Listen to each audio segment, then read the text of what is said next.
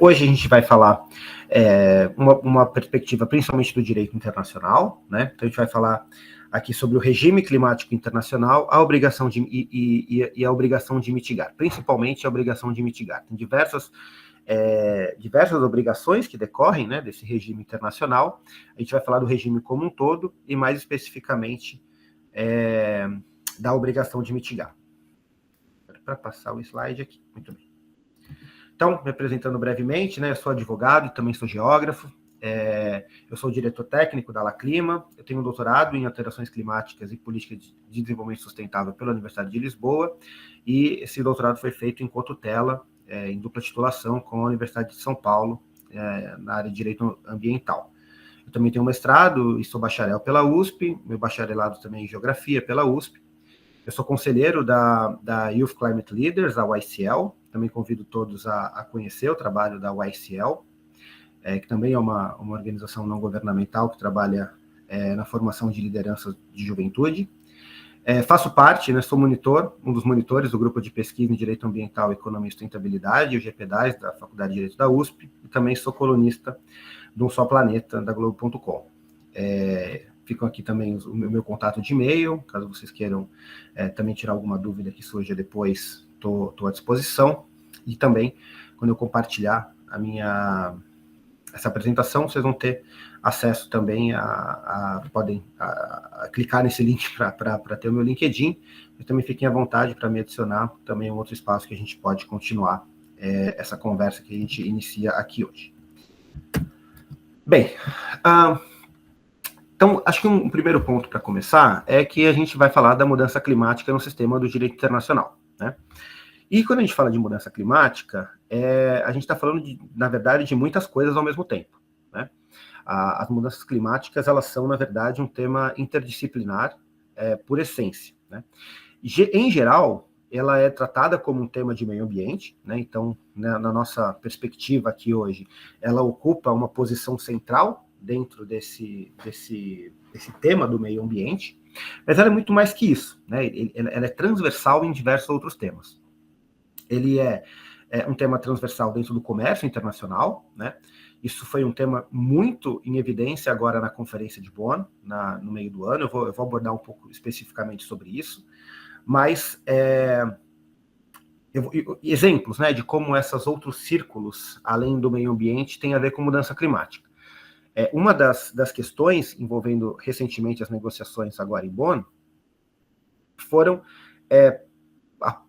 um debate sobre a possibilidade de países que descumpram as suas obrigações dentro do Acordo de Paris de serem sancionadas comercialmente, né? Sanções comerciais que decorram do descumprimento de obrigações dentro dos tratados internacionais. Ou seja, isso é uma questão de comércio também, embora seja um tema que não seja necessariamente discutido na OMC, né? É um tema que está em discussão dentro da UNFCCC, dentro do regime climático da ONU, e que tem a ver com comércio. Esse é um tema que tem a ver com direitos humanos. Afinal, quando a gente fala principalmente de refugiados climáticos, né, a gente tem A minha câmera acho que está com um probleminha aqui. Só um segundo. Agora vai. Então, quando a gente tem uma questão de refugiados climáticos, por exemplo, ela é uma questão principalmente, não só, mas ela é uma questão principalmente de direitos humanos, né? Quando a gente vê populações que perdem os seus territórios, seja por avanço do nível do mar, seja a capacidade de seu território se tornar produtivo do ponto de vista agrícola, né? Tudo isso são violações a direitos humanos, quando crianças, mulheres não têm a capacidade de se desenvolver devidamente devido às mudanças climáticas. Todas são questões de direitos humanos também.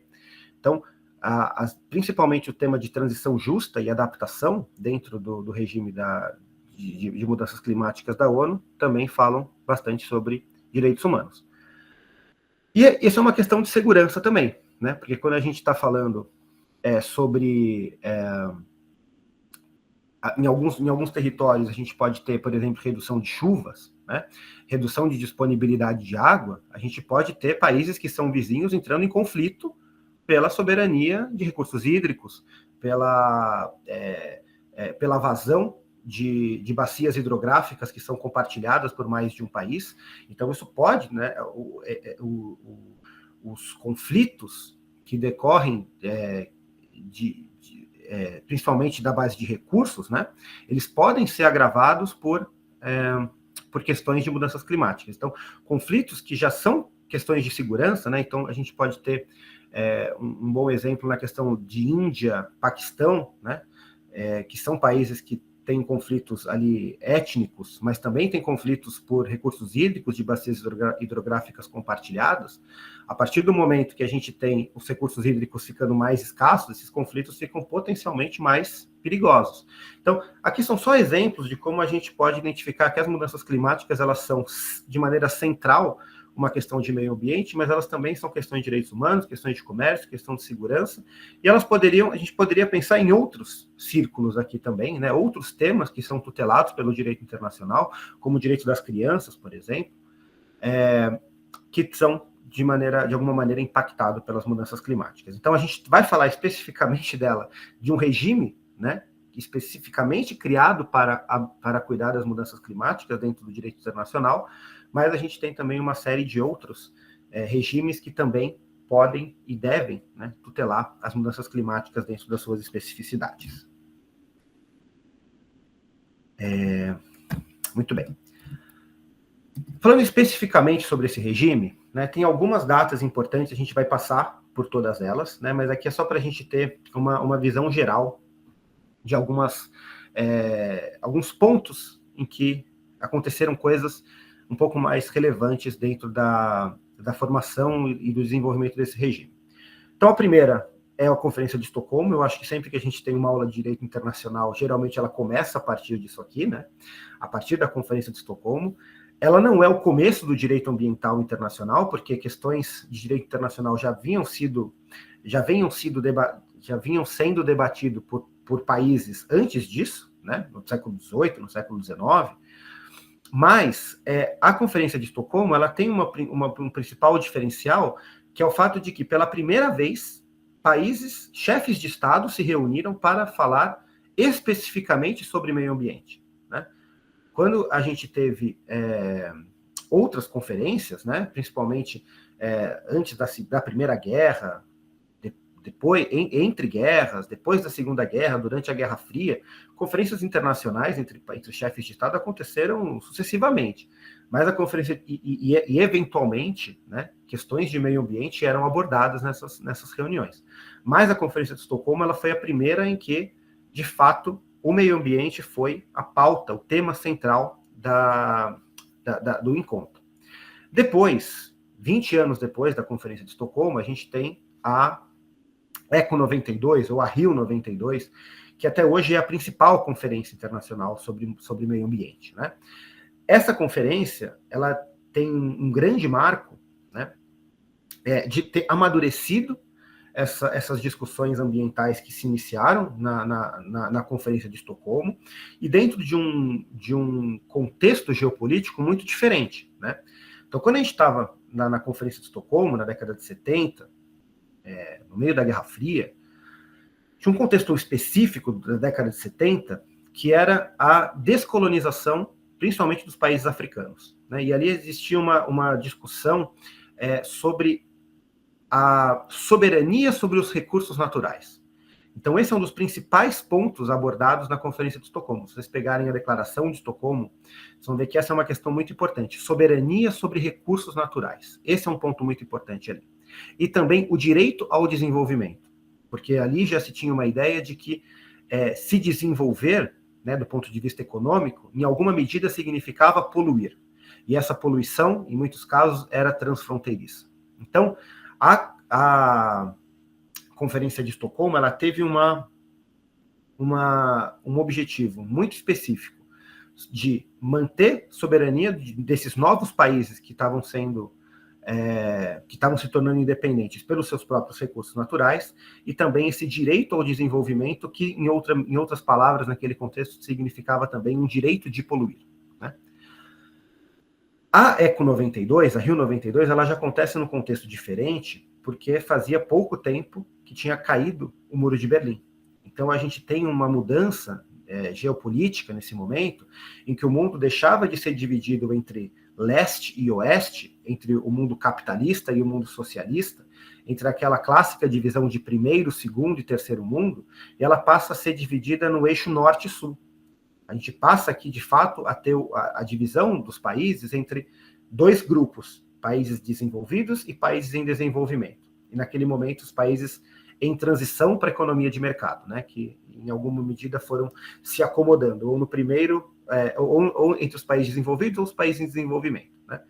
Mas a gente tem uma mudança de eixo geopolítico de leste-oeste para um eixo norte-sul. E isso se replica bastante em alguns dos princípios fundamentais do regime climático, como vocês vão ver daqui a pouco.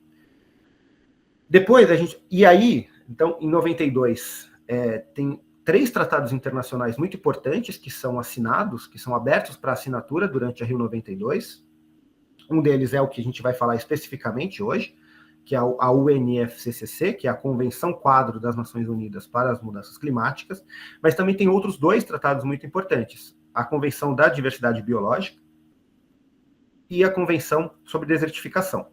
Então, esses 3 tratados internacionais são chamados Tratados do Rio, que foram abertos para assinatura durante a Rio 92.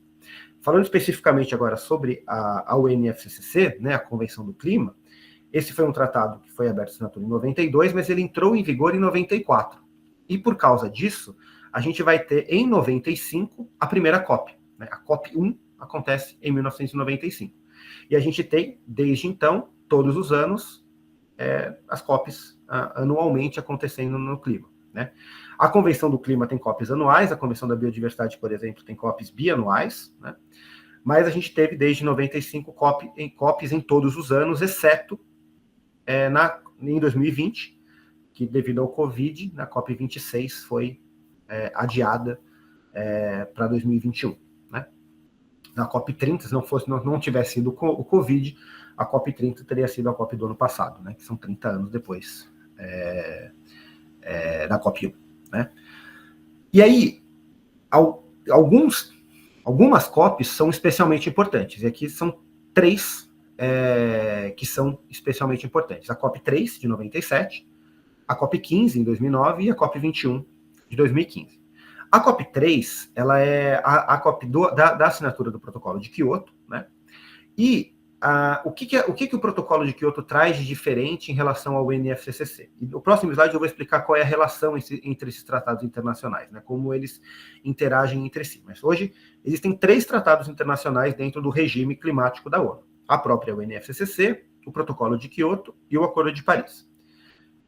Mas pensando aqui no período cronológico, né, a Convenção, em 92, ela trouxe, olha, os países, é uma obrigação comum de todos os países que são parte desse tratado, reduzir gases de efeito estufa, mas essas obrigações são diferenciadas entre países desenvolvidos e países em desenvolvimento. E uma série de outros princípios que estão no UNFCCC que eu vou apresentar daqui a pouco. Mas, qual foi a principal diferença, qual foi a principal novidade que o Protocolo de Quioto trouxe em relação à Convenção? Ele quantificou qual era as obrigações de redução de emissões dos países desenvolvidos. Então, o que a Convenção dizia? Os países desenvolvidos têm obrigação imediata de reduzir ou controlar gases de efeito estufa. E o Protocolo de Quioto trouxe a quantidade para isso. E alguns mecanismos que ajudavam os países a cumprir esses compromissos. Tá? Eu vou falar um pouco mais especificamente sobre isso, só para a gente ter uma ideia cronológica aqui. Mas reparem que o Protocolo de Quioto ele só entrou em vigor em 2005. Isso aconteceu porque esses tratados eles têm uma especificidade que é o chamado mecanismo, o gatilho de vigência. O que significa isso? Os países, quando eles foram para Rio 92, eles assinaram a convenção. E isso depois passa por um processo de ratificação, que é um processo interno dentro de cada país, de que de fato esse país vai se obrigar com as obrigações que foram acordadas dentro do tratado.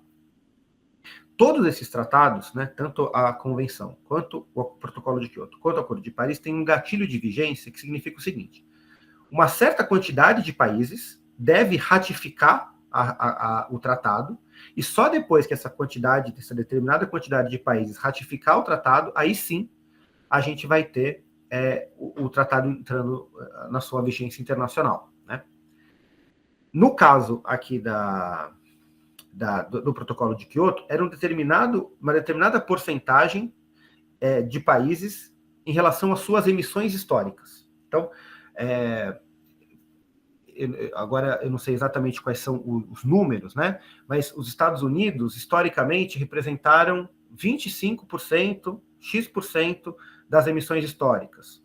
A Rússia representou X%, o Brasil representou X%. Só depois que 55% das emissões históricas fossem alcançadas na ratificação, o tratado entraria em vigor. E vocês percebam que demorou de 97 até 2005 para esse gatilho de vigência ser alcançado. Isso se deve a um fato muito importante, que é os Estados Unidos, embora tenha assinado o Protocolo de Quioto em 97, ele nunca ratificou. O Senado americano não permitiu a ratificação do Protocolo de Quioto. Isso fez com que o maior emissor, naquele momento e até hoje, né, não participou, não se tornou parte do Protocolo de Quioto. E isso fez com que esse gatilho de vigência não fosse alcançado, né? Em 2005, o que aconteceu em 2005 para que fosse alcançado, então? A Rússia ratificou o Protocolo de Quioto e, com isso, países que eram geopoliticamente próximos da Rússia, principalmente aqueles que eram ex-soviéticos, né, também ratificaram, e aí o conjunto de 55% das emissões históricas foi alcançada. Por que isso é importante? Porque, em comparação ao Acordo de Paris, o Protocolo de Quioto demorou muito para entrar em vigor, né, de 97 a 2005. O Acordo de Paris demorou 10 meses para ser ratificado, para ter a sua vigência internacional, para alcançar esse gatilho de vigência. Isso se deve muito, em parte, pelo fato dos Estados Unidos terem, né, ratificado o Acordo de Paris, mas acho que isso também, de alguma medida, mostra a maturidade da discussão, que, de fato, os países entenderam que era uma questão muito mais urgente em 2015 do que entenderam em 97, de que esse tratado internacional era relevante, que ele precisava ser ratificado. Só que vocês percebem que entre essas duas coisas tem a COP15, né, que é a COP de Copenhague. E o que aconteceu na COP15? Por que ela está aí? Né? Porque essa diferenciação entre países desenvolvidos devem imediatamente mitigar e países em desenvolvimento não devem, foi uma divisão binária de obrigações entre países ricos e pobres, vamos dizer assim, que fazia sentido na década de 90 e que parou de fazer sentido na década de 2000, no final da década de 2000. Porque a década de 2000 foi o momento em que os países emergentes, de fato, se tornaram relevantes, tanto economicamente quanto em termos de emissões. E também se tornaram, por causa disso, concorrentes comerciais importantes de países ricos. Então, ali, já no final da década de 2000, a gente tem, no começo da década de 2010, né, a gente tem países desenvolvidos não aceitando mais que só eles tivessem obrigações, ou melhor, que eles tivessem obrigações diferenciadas em relação a países como a China, como a Índia, como o próprio Brasil, que se tornaram concorrentes comerciais importantes dos países do norte global. Eles achavam que já tinha uma relação menos equilibrada, tinha uma relação mais injusta, né, de que os países ricos, né, os países desenvolvidos, tinham obrigação de mitigar e os países em desenvolvimento não tinham. E aí tentou se estabelecer uma nova forma para que países em desenvolvimento também tivessem obrigações de mitigar. Isso não foi aprovado na COP15. O que foi o Acordo de Paris na COP21 deveria ter acontecido na COP15, só que eles não conseguiram fazer os países em desenvolvimento concordarem em também terem obrigações de mitigação. Isso aconteceu em 2015. E aí, um pouquinho mais para frente, eu vou explicar o que mudou, né? Qual é a diferença da proposta de 2009 para a proposta de 2015, para que, de fato, os países em desenvolvimento se sentissem confortáveis em assinar um tratado internacional em que eles também tinham obrigações de mitigar. Tudo bem? Tá claro até aqui? De novo, deixo o convite aberto para que, se vocês tiverem alguma questão, alguma dúvida, por favor, fiquem à vontade para se manifestar. Acho que alguém levantou a mão aqui, né? Pode falar. Não sei se foi uma mão levantada ou se foi um joinha.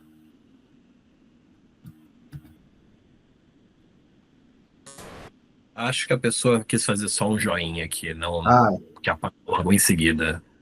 Beleza. Não identifico. Tá bom. Então, olha só. Aqui eu trouxe não vou me alongar muito nessa parte, mas eu queria trazer para vocês alguns dos princípios que estão ali da Declaração de Estocolmo, para vocês entenderem, para vocês perceberem como as discussões da década de 70 ainda são vivas no dia de hoje, né? Então, olha só, o princípio 8, o desenvolvimento é necessário à melhoria do ambiente. Princípio 11, as políticas ambientais não devem comprometer o desenvolvimento. O 14, um planejamento racional deve resolver conflitos entre meio ambiente e desenvolvimento. Princípio 23, cada país deve estabelecer suas próprias normas. Princípio 25, organizações internacionais devem ajudar a melhorar o meio ambiente. Em alguma medida, todos esses argumentos, eles são às vezes repaginados nas palavras que são usadas, mas todos esses argumentos ainda são muito vivos nas discussões das COPs. Da COP 29, da Conferência Intermediária de Bonn, que aconteceu agora em junho, e da COP 30. Se vocês tiverem a oportunidade de acompanhar as negociações, vocês vão ver que, em alguma medida, todos esses argumentos, todos esses princípios da década de 70 ainda são usados como argumentos para que países deixem de fazer alguma obrigação, né? Então, esse é um regime, né? Esse é um assunto em que a gente tem importantes inovações, importantes andamentos, importantes encaminhamentos nos últimos anos, nos últimos 30 anos, desde a primeira COP, mas que algumas questões que têm a ver com divisões históricas de colonialismo, né, principalmente, em questões de diferentes oportunidades e graus de desenvolvimento, são muito relevantes aqui ainda, e países que foram colonizados, que são considerados países em desenvolvimento, muitas vezes ainda puxam essas cartas, princípios que estão aqui na Conferência de Estocolmo, como, por exemplo, cada país deve estabelecer suas próprias normas. As políticas ambientais não devem comprometer o desenvolvimento. O princípio 11 e o princípio 23, eles são super vivos em termos de argumentação dentro das COPs. Laura, por favor. André, boa noite. Obrigada até aqui. Bom, eu vou fazer uma pergunta aqui, não sei se... Eu estou começando agora com mudanças climáticas, então, assim, esse 11, por exemplo, o que eu vejo, né? A ideia... Porque é uma discussão muito viva, eu trabalho com ESG já há 4 anos, então, entrando especificamente em mudanças climáticas agora, mas o todo, né? Sempre fiquei na parte de governança, olhando para o todo, e a questão do desenvolvimento, ele sempre vem como argumento, principalmente dentro de empresas, para barrar os projetos, né, o que precisa ser feito. Então, assim, eu acho que... Mas eu vejo a coisa andando junta, né? A gente não pode dissociar as duas, desenvolvimento e sustentabilidade, meio ambiente. Então, eu queria ouvir um pouco de você, que esteve agora em Bonn, como isso tem avançado no sentido de encontrar consenso e não ver as coisas dissociadas. Então, acho que para enfrentar os desafios que temos, a gente precisa olhar para um desenvolvimento sustentável. Então, fazer como estamos fazendo não funciona mais. Então, na verdade, é unir as duas coisas, né? Então, queria ouvir de você se isso aparece nas discussões, se os países levantam essas questões e não só olham para esse princípio como uma carta para justificar não fazer, sabe? Tá mudo. Não... Boa. Eu vou responder essa pergunta daqui a pouco, tá? Porque o desenvolvimento dos slides, talvez eu chegue nessa resposta sem abordar diretamente. Então, quando eu acabar, eu vou te chamar de novo para ver se ficou... Tá ótimo, combinado. Se ficou contemplada a sua pergunta.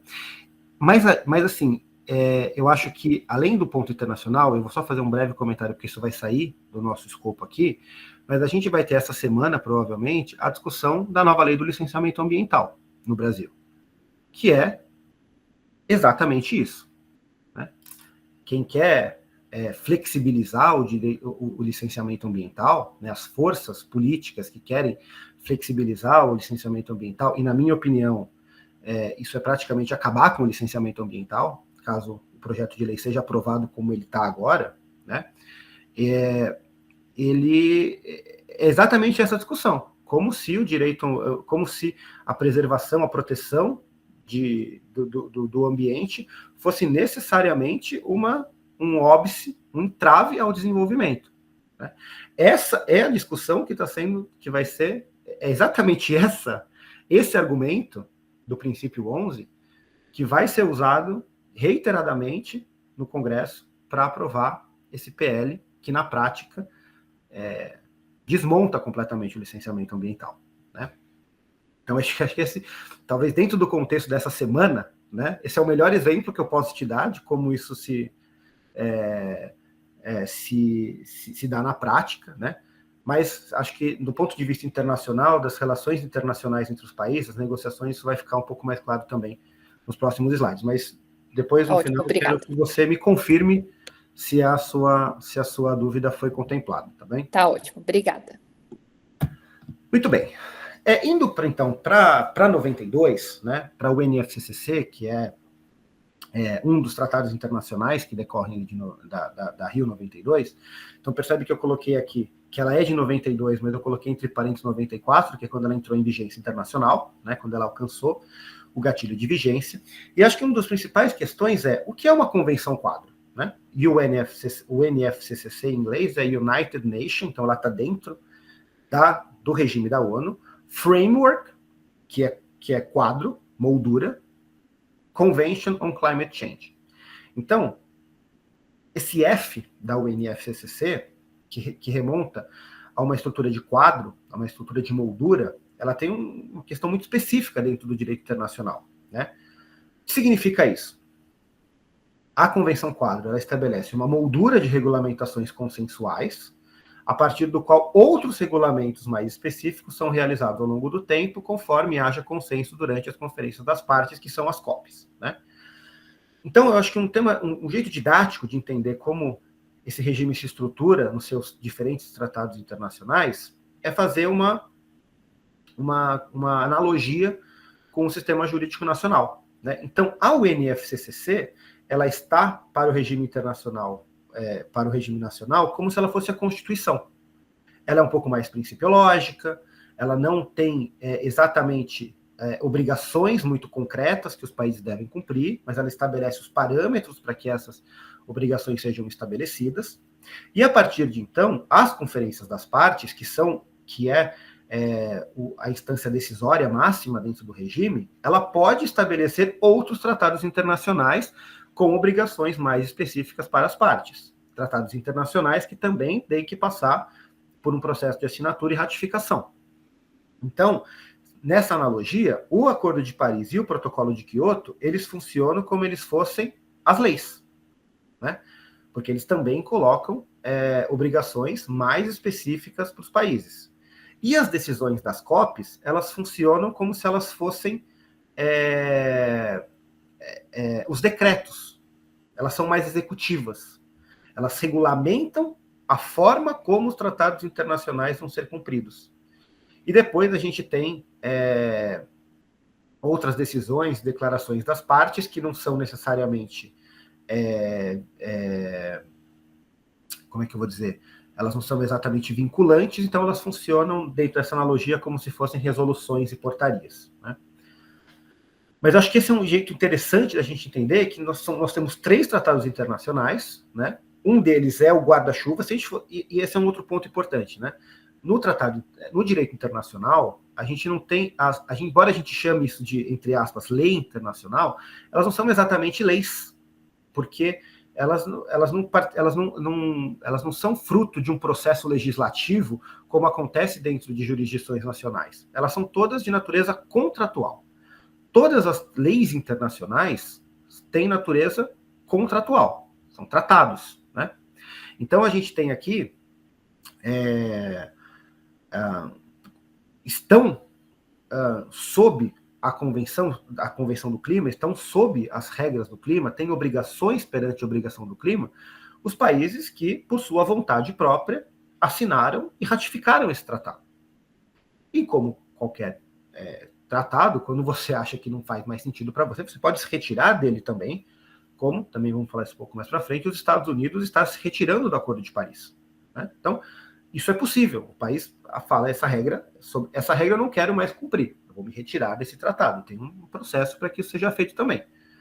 Nós, né, como cidadãos dentro da jurisdição nacional, a gente não pode escolher se a gente vai estar sob uma lei ou não, né? A gente simplesmente está. Enquanto a gente está no território com uma determinada jurisdição, a gente tem que respeitar e estar sob aquelas leis. No direito internacional é diferente. Então, essa é uma analogia que precisa ter é importante que isso fique claro também, que é simplesmente uma analogia. Mas é um bom jeito de entender que o Protocolo de Kyoto e o Acordo de Paris, eles estão dentro desse contrato guarda-chuva. Se a gente fosse usar a terminologia contratual, né, essa convenção quadro, ela funciona, na verdade, como um contrato guarda-chuva em que outros contratos também podem ser celebrados dentro dos princípios, dentro dessa moldura, dentro desse guarda-chuva da convenção. Tudo bem? Tá claro?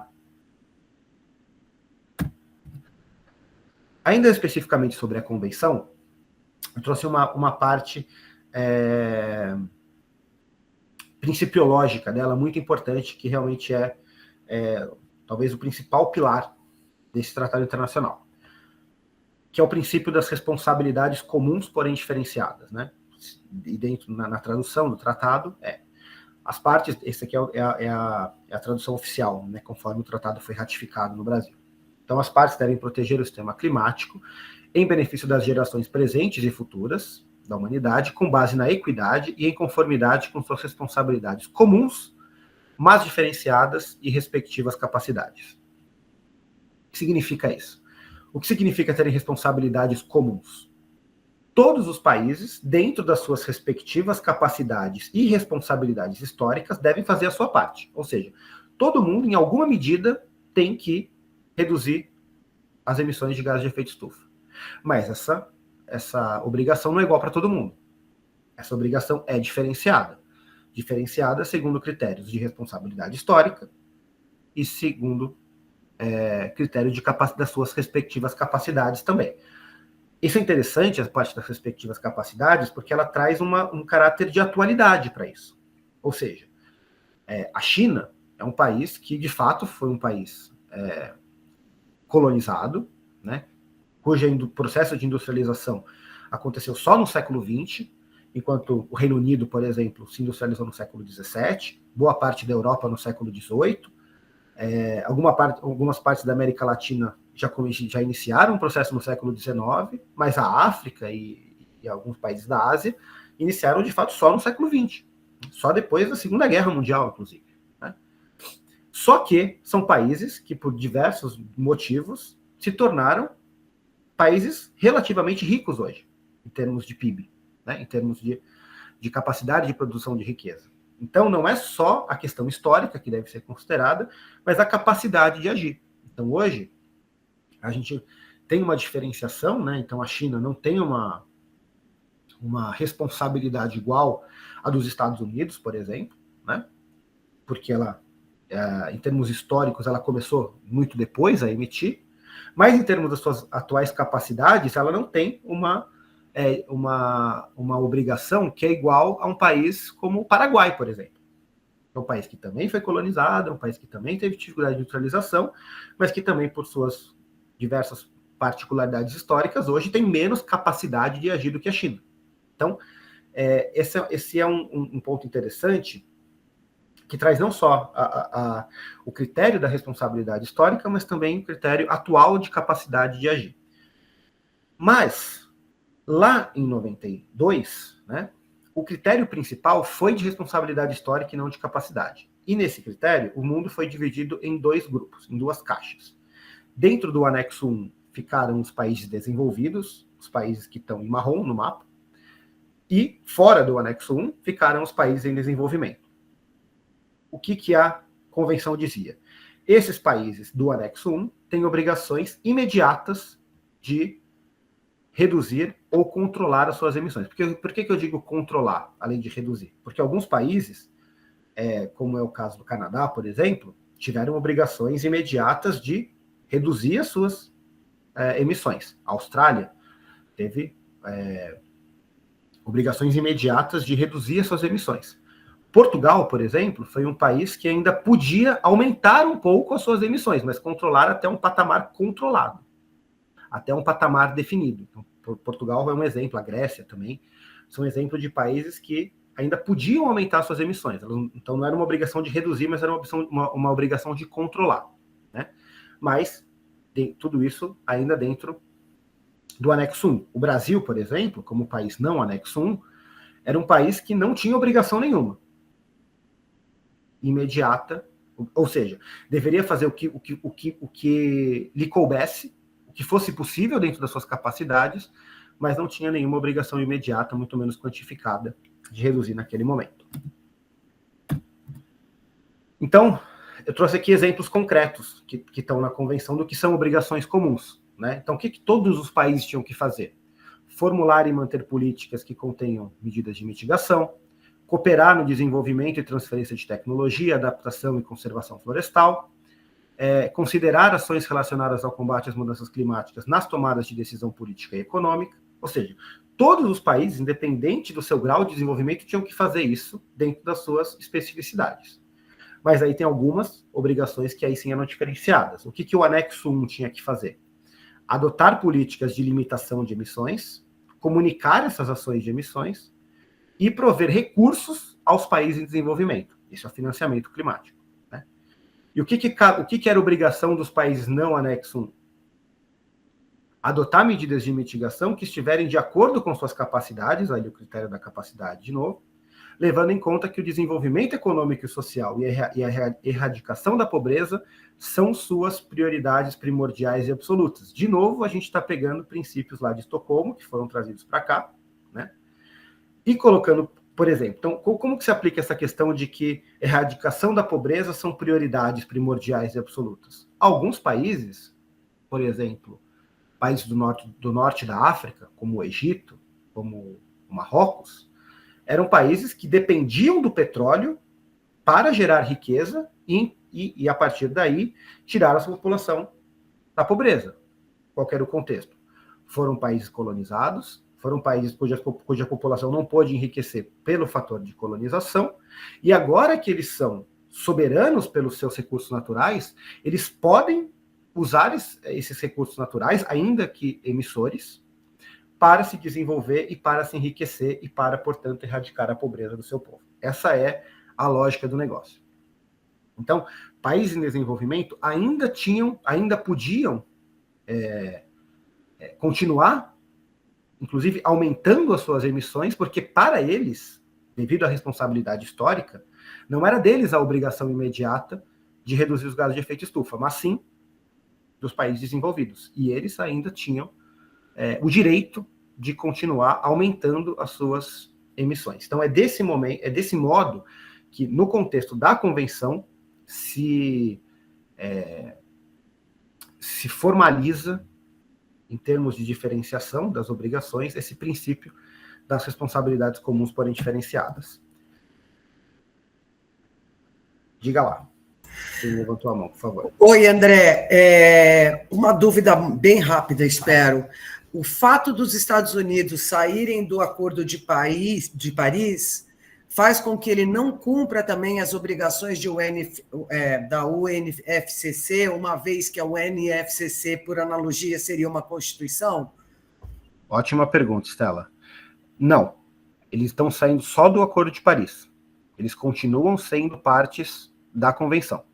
Então, continuam tendo essas obrigações que estão aqui. Exatamente. Essas obrigações eles continuam tendo. Inclusive, uma obrigação muito importante, que é de manter os custos da UNFCCC.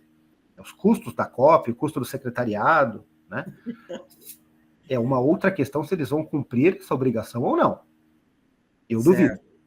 duvido. Dado a maneira como o Trump tem agido, eu duvido que ele cumpra. Mas, teoricamente, essa obrigação ainda é cabível, né? E tem alguma sanção com o fato dele não cumprir obrigações uma vez assinada ao NFCC? Não jurídicas. Nós vamos chegar lá. Tá bom, beleza. Obrigada. A forma de sancionar é um pouco diferente aqui. Mas esse é um ponto interessante. Quando os Estados Unidos disseram que iam sair, havia uma dúvida se eles iam sair da convenção toda. Sair da convenção significaria sair também do Acordo de Paris.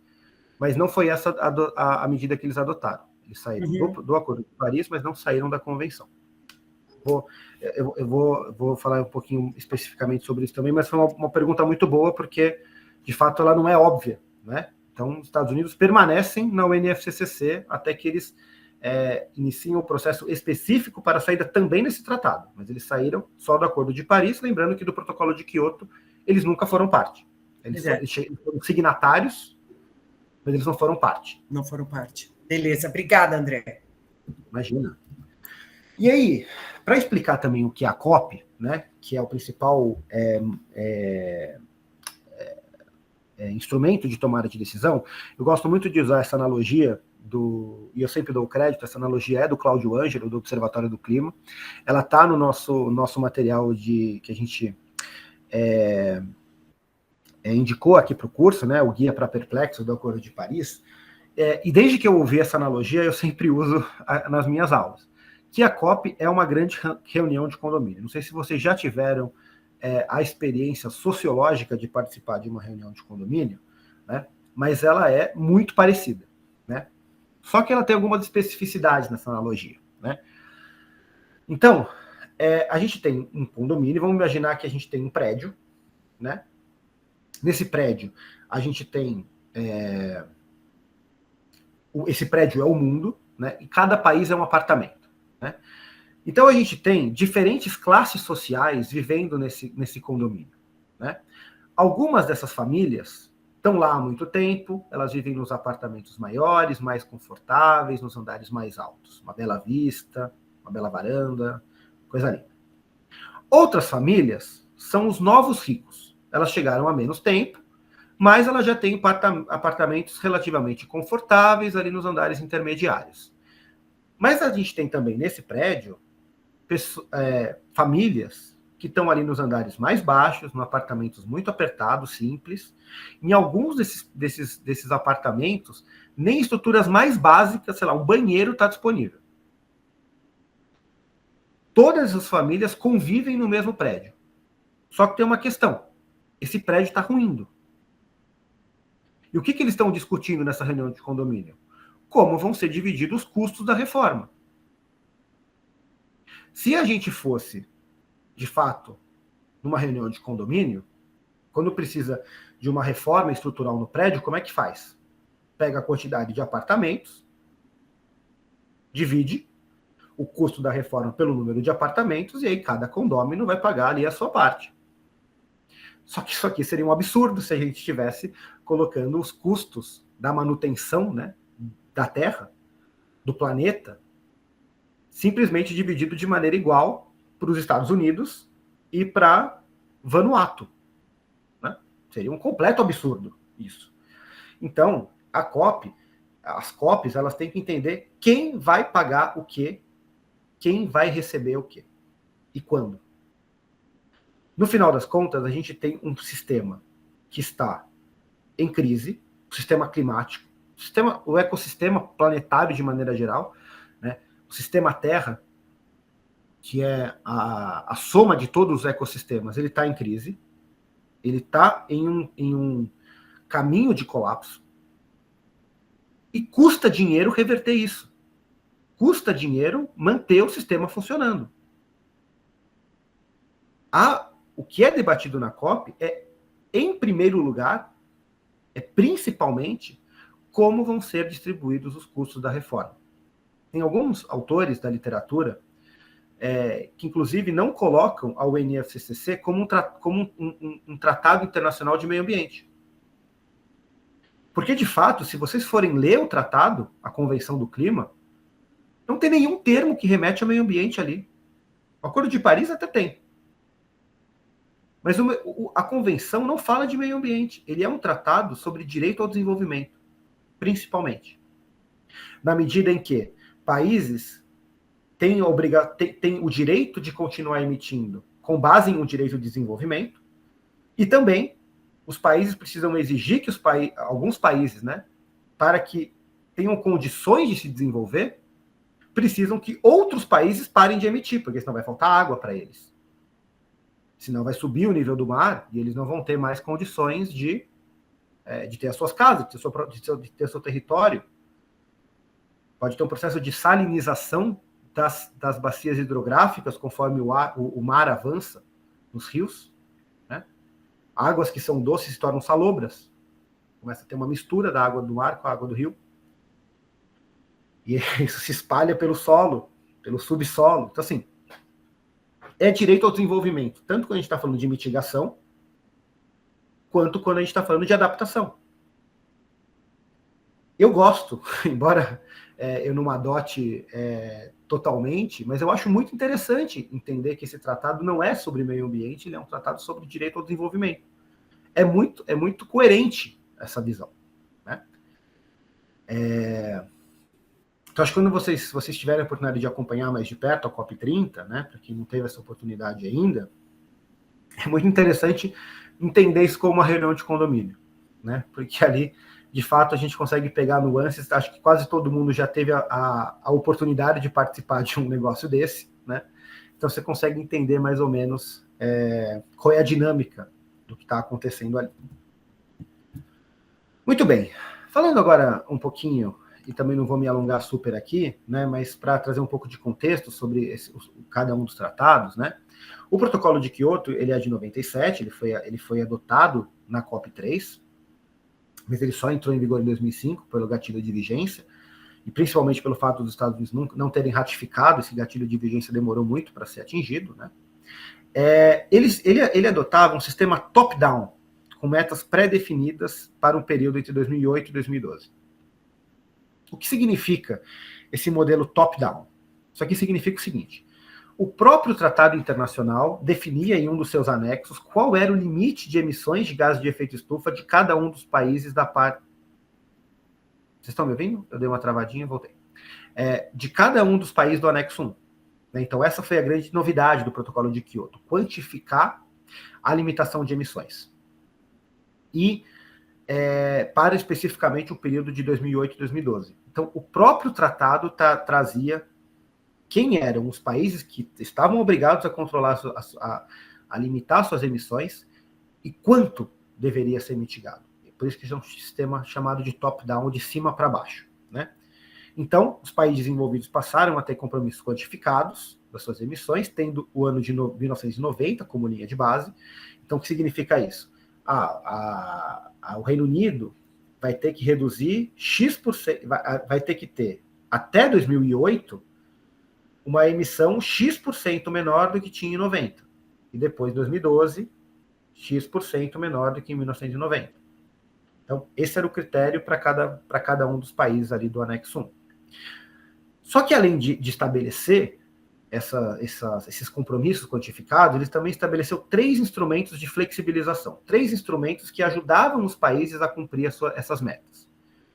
Eles eram o comércio de emissões, que é o mercado de carbono, comprar e vender permissões de emissões, ou seja, o sistema de cap and trade, né, de teto e comércio, ou seja, esse é o meu limite. Se eu reduzir, se eu passei da minha meta de redução de emissões, eu posso vender isso aqui para um país que não cumpriu. Tão simples quanto isso. Hoje ele é um pouco mais complexo do que isso, né? O mercado de carbono no Acordo de Paris, mas no Protocolo de Kyoto funcionava desse jeito. A implementação conjunta, que acontecia entre 2 países do anexo 1, que eram joint ventures, né? Na linguagem bem jurídica, principalmente americana, de que eram projetos que eram feitos em conjunto por mais de um país, cuja redução de emissões era compartilhada entre eles. Então, vamos supor que a gente tem... isso acontecia principalmente em países vizinhos, né? Então, isso aconteceu, por exemplo, entre Portugal e Espanha. Um investimento em energia eólica na Espanha, que também servia a Portugal, né? E aí um investimento que era feito pelos dois países. A redução de emissões que isso representava, como tiveram dois países investindo nesse projeto, ela era proporcionalmente também contabilizada para os dois países, né? Então essa era a implementação conjunta. E o mecanismo de desenvolvimento limpo era o único desses instrumentos que os países em desenvolvimento, que os países não anexo 1 podiam participar. O Brasil participou bastante do MDL, né? O Brasil foi o terceiro país que mais participou desses projetos. O que significa isso aqui? O Brasil, como país em desenvolvimento, ele podia receber projetos de redução de emissões, projetos de desenvolvimento sustentável que eram bancados por países do anexo 1. Um exemplo. Vamos supor que tem uma usina eólica que vai ser bancada pela Alemanha. Uma usina eólica no Brasil que vai ser bancada pela Alemanha. O que significava isso? A redução de emissões verificada dentro do Brasil era contabilizada para a Alemanha, porque ela era a investidora. Isso era um ganha-ganha muito interessante. Por quê? Porque o Brasil tinha um aumento de potencial de geração de energia com menos emissões, recebendo essa tecnologia, recebendo esse investimento, e para a Alemanha, por N motivos, era mais barato investir no Brasil do que investir numa transição energética na própria Alemanha. Então, era uma forma em que os países desenvolvidos conseguiam cumprir os seus objetivos, né, os seus compromissos de uma maneira mais barata, e os países em desenvolvimento, por outro lado, recebiam esses investimentos e essa transferência de tecnologia. Esse foi, inclusive, um modelo, né, um mecanismo que foi proposto pelo Brasil em 2008, e foi um grande sucesso. Assim. O Brasil, de fato, teve bastante projeto de MDL, e boa parte do desenvolvimento de PCHs e de eólica mesmo, solar, também foram biocombustíveis também. Boa parte do desenvolvimento de energia sustentável no Brasil durante esse período, entre 2008 e 2012, foi, até 2020, na verdade, foi bastante financiado, foi bastante decorrente desse mecanismo de MDL do protocolo de Kyoto. Só que aí vem uma questão, né, que já tem a ver primeira dica aqui sobre a pergunta da Estela, né? O protocolo de Kyoto previa a possibilidade de aplicação de penalidades a países que não cumprissem as suas metas. Isso era principalmente as penas aqui. Então tinha um comitê de compliance no protocolo de Kyoto que verificava se os países cumpriram ou não os seus compromissos, e a partir do momento que eles verificavam que não, eles podiam aplicar sanções. As sanções aqui, elas eram principalmente no sentido de não permitir que os países participassem desses mecanismos, desses instrumentos de flexibilização. O que é um pouco contraditório, né? Porque se o país ele já não está cumprindo muito, você dificultar a participação dele em mecanismos que ajudam ele a cumprir, né, mais afastam o país do compliance, né, do cumprimento, do que o contrário, né? Então a gente vai ver um pouquinho mais para frente também que esse sistema foi completamente alterado no Acordo de Paris, porque embora países tenham sido de fato objeto de sanção dentro desse comitê de compliance no Acordo de Paris, isso não aumentou a implementação do tratado. Isso não incentivou os países a cumprirem mais. Então, esse é um ponto importante que a gente traz de que o protocolo de Kyoto, ele é um grande exemplo, ele é um grande argumento de que o fato de ter sanções não significa que o tratado é mais forte. Não significa que o tratado será melhor implementado. Não existe uma relação direta entre essas coisas. A gente vai discutir um pouco isso mais para frente, mas o protocolo de Kyoto a experiência do protocolo de Kyoto já mostra que sancionar não significa força para o tratado internacional. Não significa necessariamente o cumprimento do objetivo do tratado internacional. A gente vai falar um pouquinho disso mais para frente também. A COP15, né? Diga lá, Estela, rapidamente também, de novo. No slide anterior, você deu um exemplo muito, muito bom de, por exemplo, sei lá, a Alemanha investindo em eólica no Brasil para diminuir as emissões dela, né, em MDL. Mas, por exemplo, se o Brasil fosse um país que integrasse o anexo 1, isso não daria certo, porque o Brasil também deveria ter que cumprir metas de redução. Então, eles tiveram que necessariamente buscar países que não integrassem o anexo 1, é isso? Exatamente. No MDL, os países investidores eram países necessariamente do anexo 1, e os países receptores dos projetos eram necessariamente países não anexo 1. Obrigada. Hoje, no Acordo de Paris, essa lógica se inverteu porque, spoiler, o Acordo de Paris não usa mais o critério de anexos. Mas no Protocolo de Quioto, que ainda usava, esse era o critério ainda que era usado.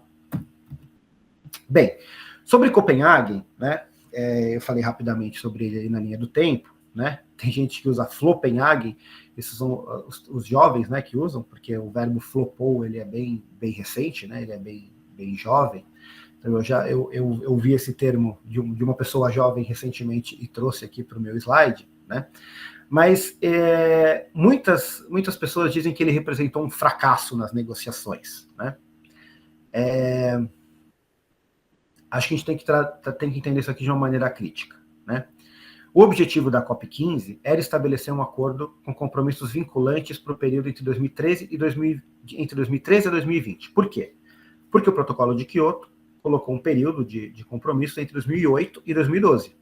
E falaram, então a gente vai começar, em 2007, a estudar uma forma de como vão ser os compromissos a partir de 2012 para frente, né? Que era de 2013 a 2020. E aí começou uma discussão de que, olha, não dá mais para a gente simplesmente dividir esses países entre anexo 1 e não anexo 1, porque tem países de emissões muito relevantes fora do anexo 1. E como eu disse lá no começo, países que, além de serem emissores, eram já concorrentes comerciais relevantes de países do anexo 1. Então, esses países do anexo 1 já achavam que isso era uma distorção de mercado. O fato de deles serem partes de obrigações que seus concorrentes comerciais não tinham. Então, começou principalmente por parte da União Europeia, né? Afinal, os Estados Unidos não entraram no Protocolo de Quioto, né? Então a União Europeia era a principal interessada dentro desse contexto, de que, olha, a gente tem que criar um mecanismo em que países do anexo 1, não anexo 1, também tenham compromissos, pelo menos mais próximos do que eu tenho, porque eles concorrem comigo e não é justo. Né? Esse era o argumento dos países do norte global. Só que os países em desenvolvimento, então, ao contrário, né, pela ordem que eu coloquei aqui, os países desenvolvidos não aceitaram um acordo que não exigisse obrigações dos países emergentes, e, por outro lado, os países em desenvolvimento não abriram mão do princípio das responsabilidades comuns, porém diferenciadas, e isso travou o acordo. Né? Não houve um acordo juridicamente vinculante. Mas aconteceu uma coisa muito interessante na Conferência de Copenhague. Os países em desenvolvimento se comprometeram a estabelecer metas voluntárias de redução de emissões, as chamadas NAMAs. O que significa? E aí passou a ter uma diferença importante, porque os países desenvolvidos continuariam tendo obrigação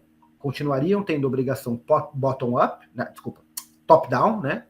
Estabelecida pelo próprio tratado, enquanto os países de desenvolvimento teriam uma obrigação de baixo para cima, a bottom-up, que significa eles mesmos vão dizer quais são as metas que eles devem cumprir.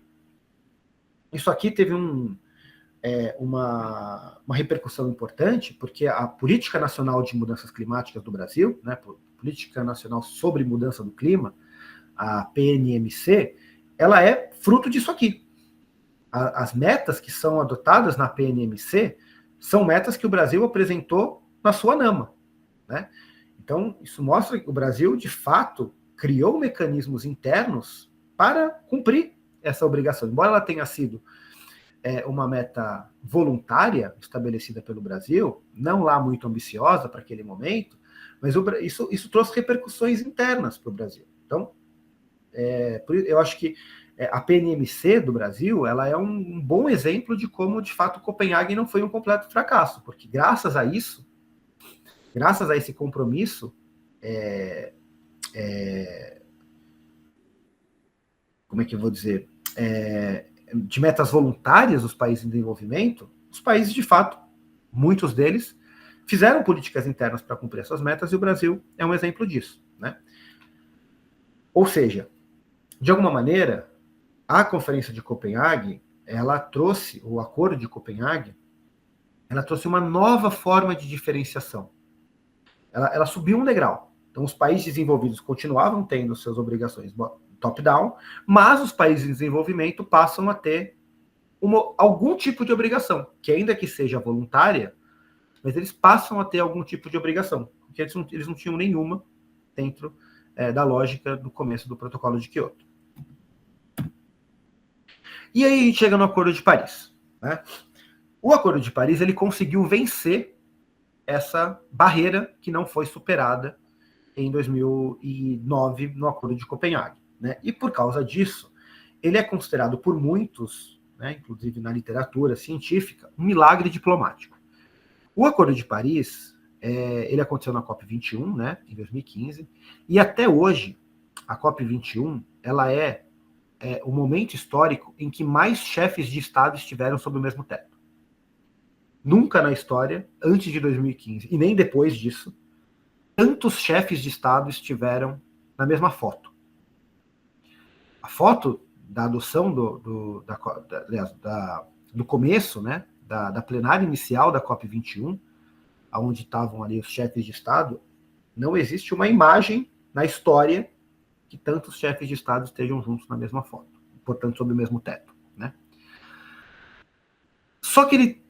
Então, o que ele tem de... Por que ele é tão incrível assim, né? O que ele tem de tão excepcional em relação aos outros? Ele conseguiu trazer países que não faziam parte antes, principalmente os Estados Unidos. Só que ele pagou preços para isso. E aí eu gosto de trazer esses dois artigos, o 2.1a e o 2.1c. O 2.1a diz que o Acordo de Paris, ao reforçar a implementação da Convenção, ou seja, ele está abaixo dela, ele está sob o guarda-chuva, ele está dentro da moldura da Convenção, né? Incluindo seu objetivo, visa manter o aumento da temperatura média global bem abaixo de 2 graus Celsius em relação aos níveis pré-industriais. Eu gostaria que vocês me dissessem o que significa bem abaixo de 2 graus Celsius.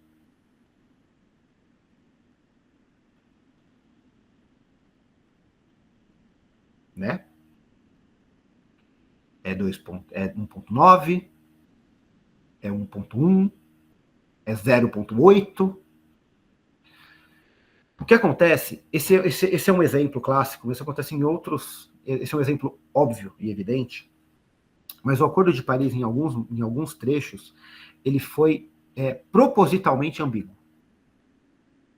Por quê? Porque o objetivo aqui não era fazer um tratado completamente quadrado, fechado, o que cada um tem que fazer. Não era esse o objetivo.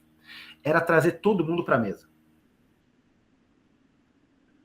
O que eu quero dizer com isso? A COP26 definiu algumas coisas. Definiu, por exemplo, que o que eles deveriam considerar era a segunda parte do tratado. Esforços para limitar este aumento de temperatura a 1,5 graus. E esses números não vêm do nada. Esses números vêm. Naquele momento, a ciência, principalmente por meio do IPCC, dizia 1,5 graus é o limite de aumento de temperatura que a gente pode suportar para que o sistema climático não colapse. Existia uma base científica para esse 1,5 graus. Só que o que acontece? Ele também calculou qual era o custo. De novo, a parte da reunião de condomínio. Ele também entendeu qual era o custo, calculou qual era o custo necessário para os países desenvolvidos desembolsarem para que esse 1,5 graus fosse alcançado. Eles falaram, não dá para bancar isso. Vamos colocar uma meta que a gente pode cumprir. Porque essa meta de 1,5 graus ela é financeiramente incumprível. Esse era o entendimento que existia em 2015. Então, qual que é a questão? Não conseguiram chegar a um acordo em 2015 se a meta deveria ser 2 ou 1,5. O que eles fazem? Traz os dois e vamos conversar mais para frente. Porque se eles batessem o pé num 1,5 graus, que era o que cientificamente era o mais adequado, alguns países não assinariam. E o principal objetivo da COP21 era trazer todo mundo para a mesa. O 2.1c é muito interessante também. Ele fala que um dos objetivos do Acordo de Paris é tornar os fluxos financeiros compatíveis com uma trajetória rumo ao desenvolvimento de baixa emissão de gases de efeito estufa e resiliente à mudança do clima. De novo, o que são fluxos financeiros compatíveis? Também tem uma margem para que cada país considere, dentro da sua interpretação, né, o que é compatível ou não. Mas, de novo, a COP26 é uma COP bastante importante nesse aspecto, né? Ela coloca, pela primeira vez,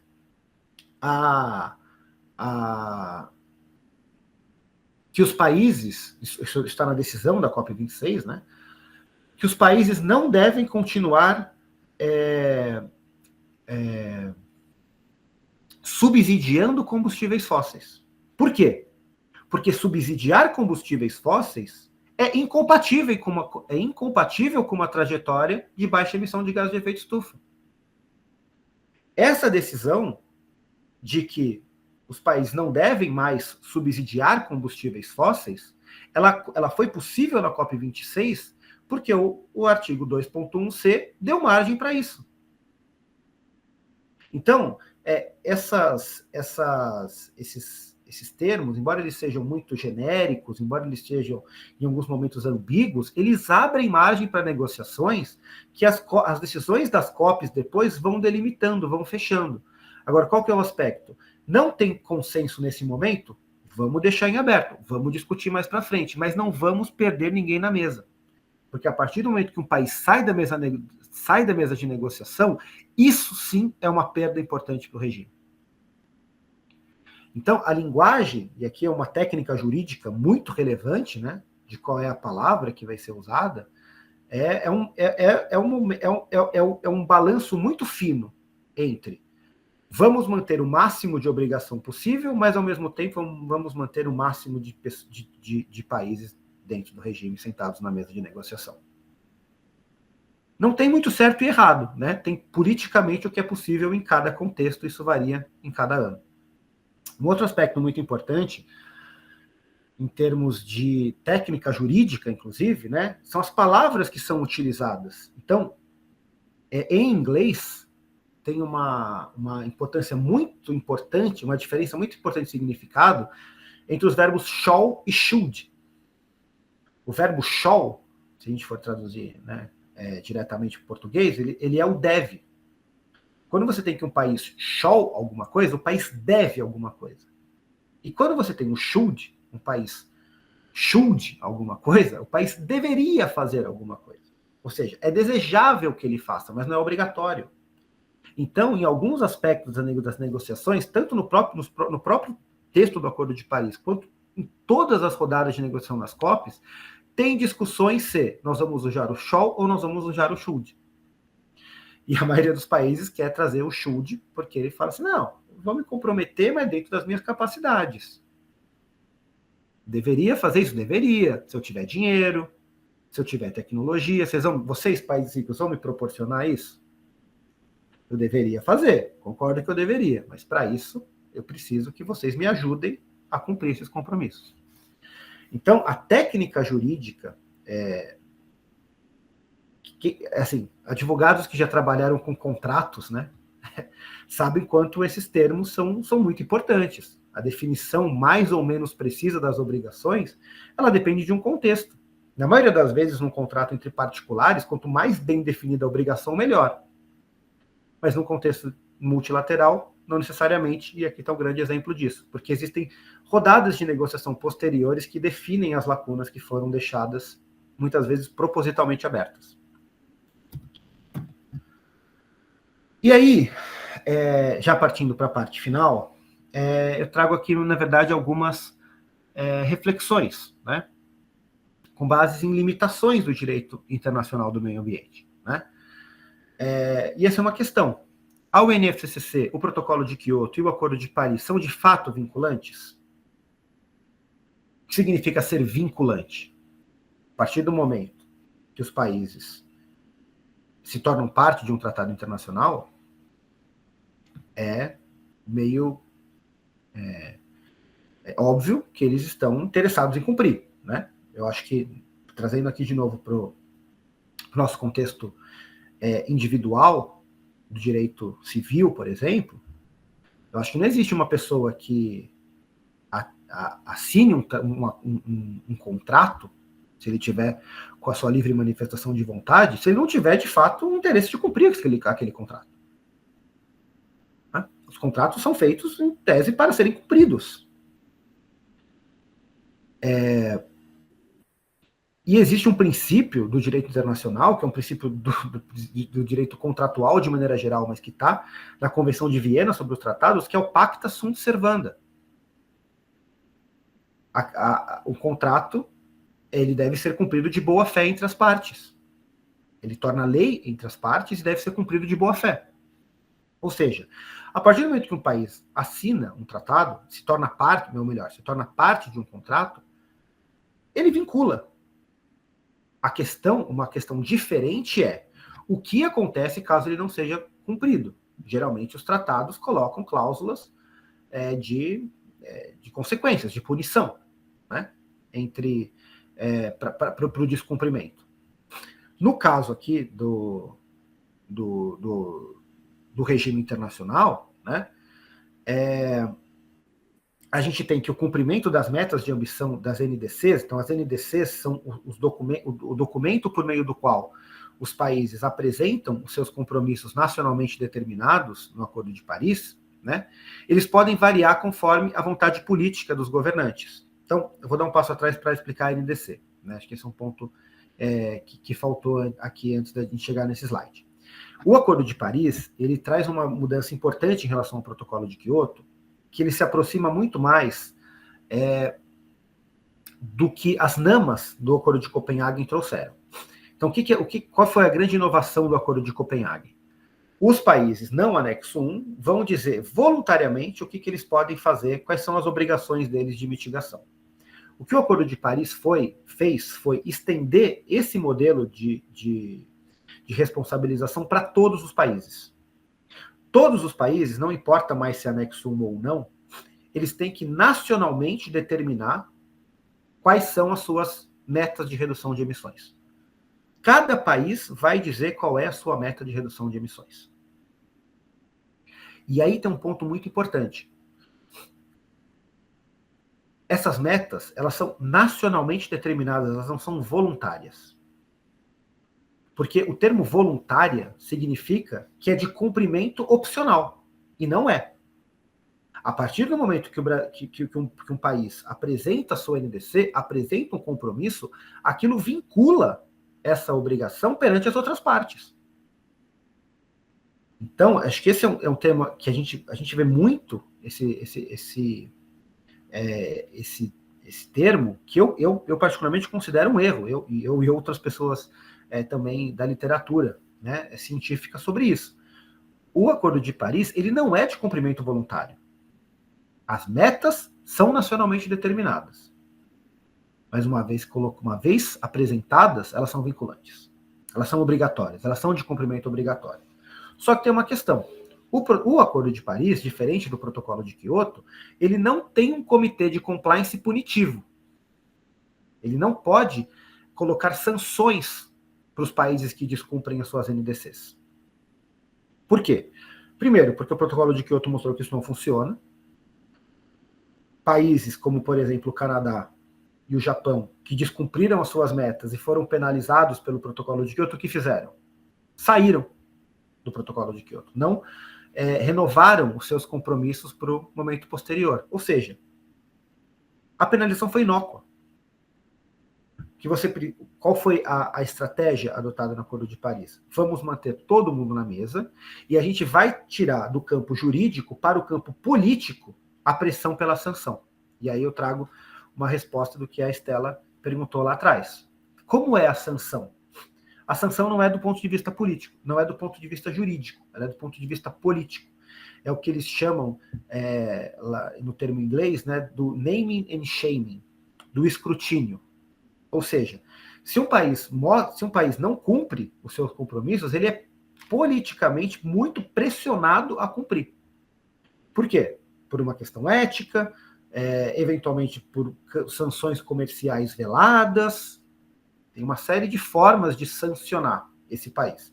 Mas todos eles vêm do campo político, não do campo jurídico. Né? Só que tem uma questão importante. Né? O cumprimento das metas de ambição da NDC podem variar conforme a vontade política dos governantes eleitos, principalmente em países democráticos. Ou seja, os Estados Unidos apresentou uma NDC no passado. Cabe ao Trump, nesse momento, como presidente eleito, cumprir essa NDC ou não. Como não tem sanção jurídica, ele vai ficar no campo da política, a pressão que os Estados Unidos vai sofrer por ter descumprido a NDC. E é claro que na geopolítica, a pressão política, a capacidade de suportar uma pressão política depende da grandeza, né, e da capacidade econômica e da capacidade militar do país. O que eu quero dizer com isso? A pressão que os Estados Unidos sofrem por não cumprir é diferente da pressão que o Brasil sofre, é diferente da pressão que a Bolívia sofre. Isso faz parte do multilateralismo, não tem jeito. Né? O que eu quero dizer com isso é, o Acordo de Paris, ele estabelece regras para serem cumpridas de boa fé, elas trazem também a sociedade civil e os próprios judiciários internos para participar desse processo. Um exemplo aqui.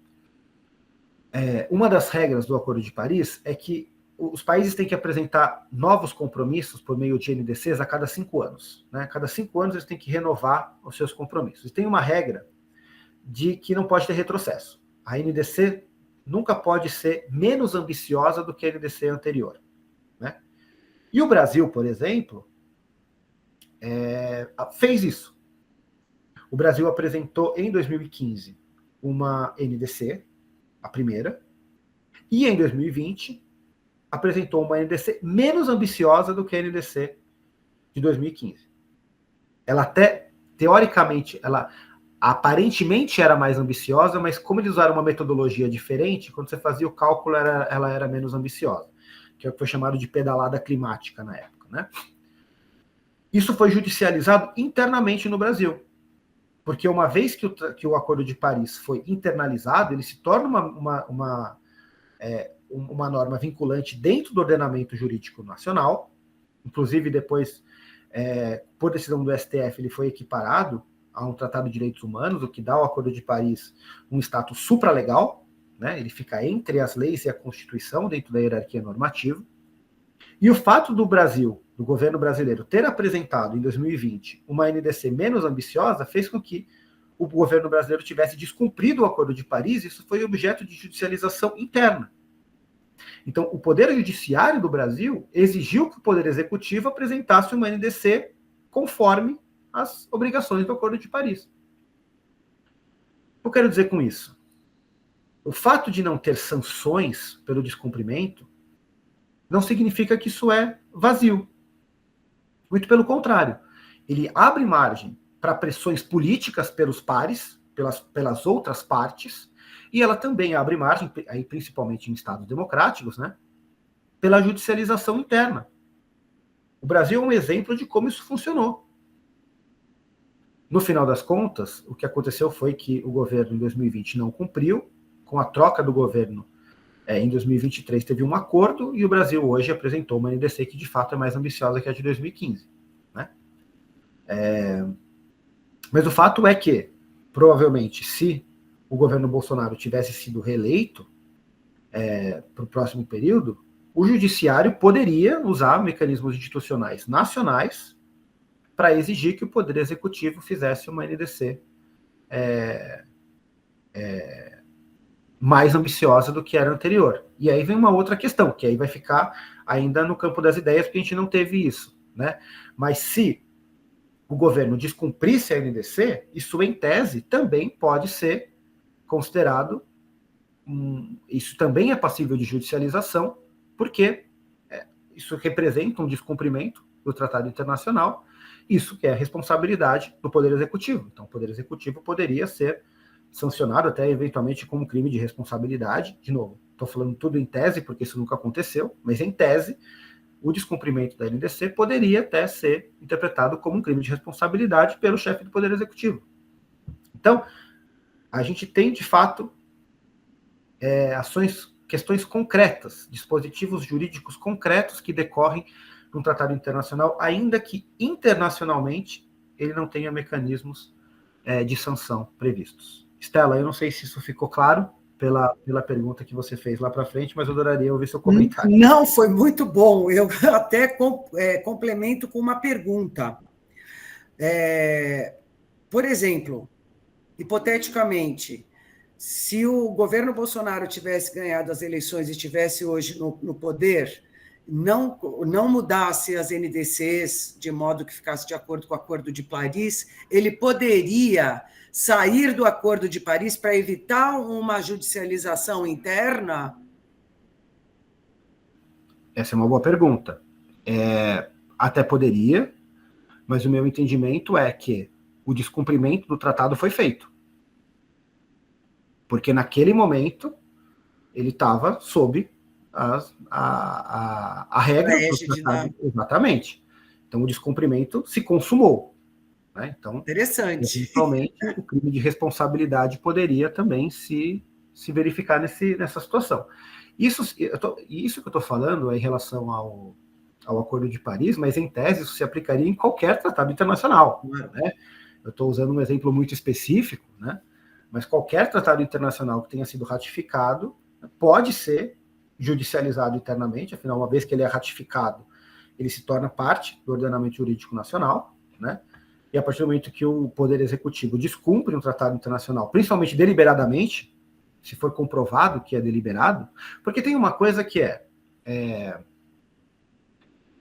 ocorreram questões macroeconômicas que impediram o país de cumprir o seu tratado. Por exemplo, teve uma guerra e o único jeito que o Brasil tinha de se sustentar economicamente era investindo em petróleo. É diferente.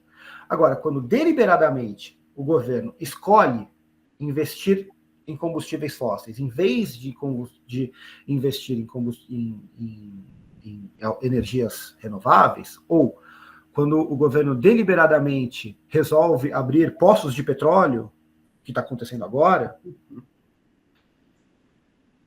isso é deliberadamente ir contra o que foi acordado dentro do plano internacional. Então, tudo isso pode ser questionado. Né? Agora, qual que é a grande chave da questão aqui? Não necessariamente a abertura, o que eu quero dizer com isso? O Brasil, estando no Acordo de Paris, ele não está obrigado a não abrir mais nenhum poço de petróleo. Ele está obrigado a cumprir a NDC. Se a NDC quantificou aquelas potenciais emissões que vão decorrer do petróleo na Foz do Amazonas, por exemplo, e ainda assim o Brasil está cumprindo a sua meta nacionalmente determinada, não teve descumprimento. De novo, estou falando estritamente do ponto de vista técnico-jurídico da coisa, né? Tem uma questão se isso é desejável, se isso é coerente, isso é uma outra discussão. Não, isso não bateria, desculpa te interromper, com o artigo 2, a linha C? Poderia, mas o Brasil... Poderia ser questionado, né? Mas como um país em desenvolvimento, o Brasil ainda tem uma diferenciação em relação... Então, assim, é possível encontrar caminhos para todos os pontos. Agora, uma questão diferente seria deliberada. Eu ignoro os compromissos da NDC, estou fazendo política, que é o que o Trump está fazendo agora. Né? E esse é um ponto interessante. Né? Se o Acordo de Paris, estou tentando responder a muitas críticas que eu ouço, principalmente ao direito internacional de maneira geral, né? Mas ao Acordo de Paris especificamente também. Se os Estados Unidos não estivessem nada interessados, não tivessem nem um pouco preocupados com o Acordo de Paris, eles não se dariam ao trabalho de sair. Eles simplesmente descumpririam. Sim. Mas isso mostra que os países, mesmo os Estados Unidos, né, a partir do momento que ele está no tratado, eles têm alguma intenção de cumprir. Né? Eu vou dar um outro exemplo que aconteceu agora em Bonn. Né? Acho que esse é o ponto mais atual que eu posso trazer do que aconteceu agora em Bonn. Né? O ano passado foi definida a nova meta quantificada de financiamento climático, uma sigla que chama NCQG. A COP21 determinou que até 2025, até 2024, os países deveriam definir qual era a meta de financiamento climático. A meta que foi definida na COP29 foi muito abaixo do que os países em desenvolvimento diziam que era necessário. E aí, o que aconteceu? Os países em desenvolvimento agora, principalmente Rússia, não, a Rússia nem tanto, mas Índia, China, países árabes, né, que são exploram muito petróleo, né, eles estão sendo muito pressionados a reduzir gases de efeito estufa. Só que eles não receberam o financiamento que eles pediram. Então, o que aconteceu agora em Bonn? Eles falaram, olha, para a gente continuar conversando aqui, a gente vai ter que voltar a falar de financiamento, porque a gente não pode considerar que encerrou o assunto ali. Porque a quantidade de dinheiro que eu pedi foi muito acima do que vocês me deram. E agora vocês querem exigir o meu cumprimento sem que o dinheiro que eu pedi tenha vindo. Causou um desequilíbrio. E, além disso, eles pediram para incluir na pauta de negociação negociações sobre o que eles chamaram de medidas unilaterais de comércio, que, em outras palavras, é protecionismo, né? Ou sanções comerciais. O que significa isso? Esses países em desenvolvimento, de novo, principalmente China, Bolívia, países árabes, principalmente a Arábia Saudita, né, mas também os outros países árabes, né, muitos exploradores de petróleo, eles disseram assim, é possível que eu descumpra meus compromissos, já que o dinheiro não veio, e eu quero garantir que vocês não podem me sancionar comercialmente por causa disso. E eles travaram a agenda. O primeiro ponto que acontece nas COPs, e isso acontece em Bonn também, é a definição da agenda. O que significa isso? Vamos conversar qual vai ser a pauta da nossa negociação durante as próximas 2 semanas. Os países em desenvolvimento travaram a agenda porque eles queriam incluir um artigo sobre financiamento e eles queriam incluir um artigo sobre ações unilaterais de comércio. Se esses países não estivessem comprometidos com o cumprimento do tratado, eles iam falar, tá bom, vai, põe o que vocês quiserem aí. Mas não. Eles ficaram 2 dias bloqueando a agenda. Isso mostra um comprometimento com o regime. A pior coisa que podia ter acontecido tá bom, faz o que você quiser aí. E não aconteceu isso. Isso mostra que os países, em alguma medida, isso varia entre uma parte e outra, mas em alguma medida, em geral, eles estão preocupados com a capacidade que eles têm de cumprir. Eles estão preocupados em não aceitar que seja colocada ali uma obrigação que eles não tenham capacidade ou interesse de cumprir. Então, eu acho que isso mostra que, embora não existam sanções jurídicas determinadas por um comitê de compliance, como tinha em Kyoto, ainda foi um ambiente regulatório que levou a um comprometimento das partes, em diferentes níveis. Mas as principais partes ainda permanecem comprometidas porque elas estão muito comprometidas com a negociação.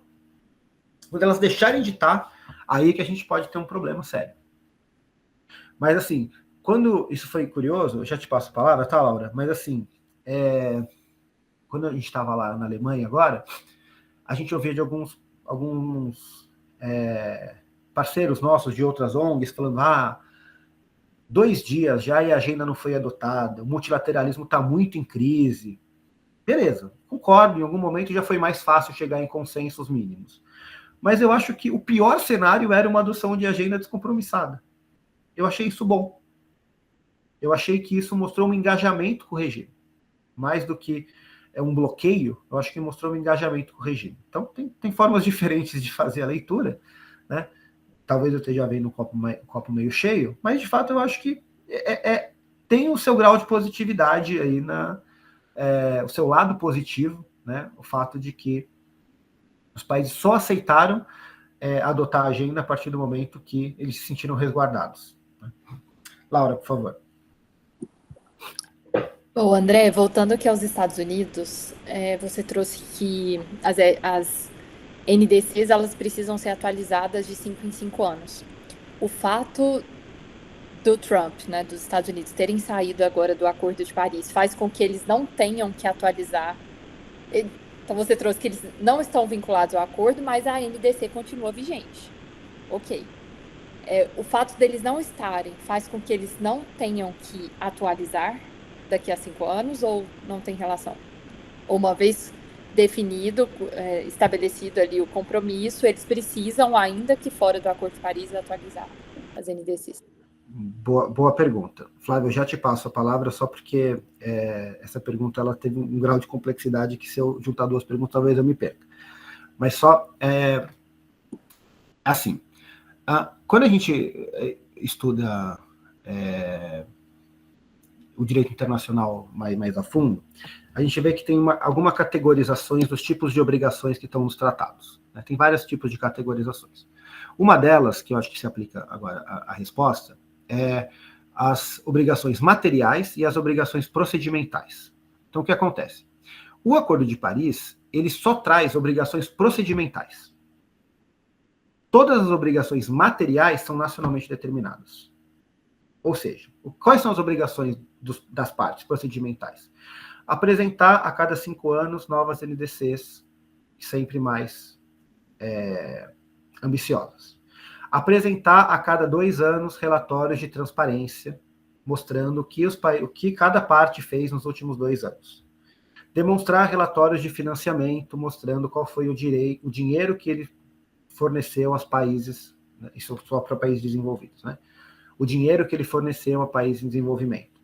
Qual é, para países em desenvolvimento, eles podem falar, olha, não consegui cumprir, ou não pude ter uma NDC mais ambiciosa, mas ele tem que dizer por quê. Faltou dinheiro?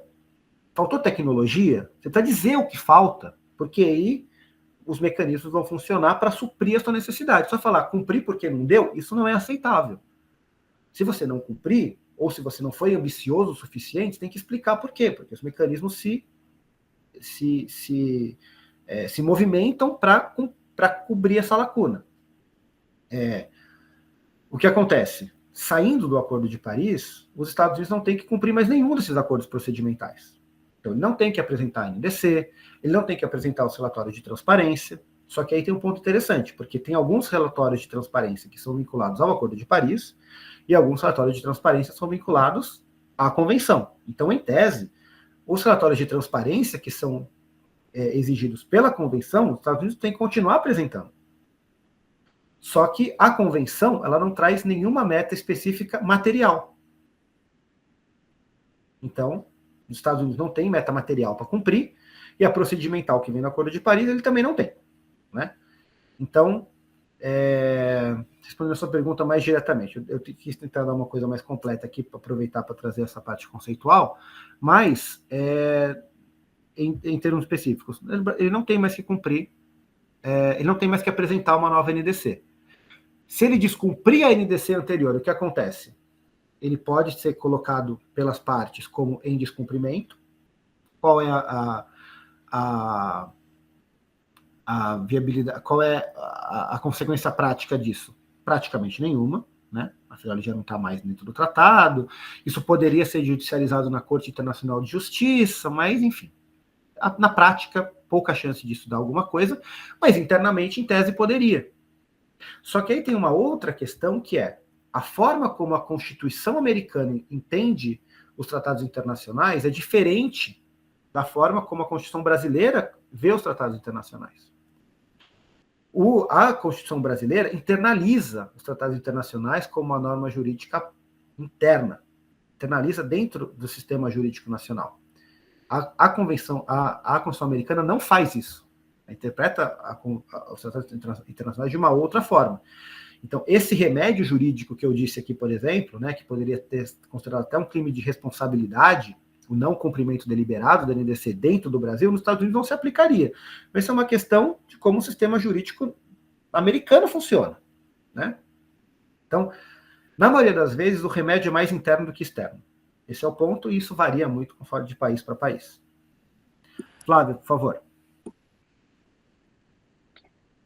Professor André, primeiro começar até agradecendo a aula, uma exposição claríssima, uma aula realmente excelente.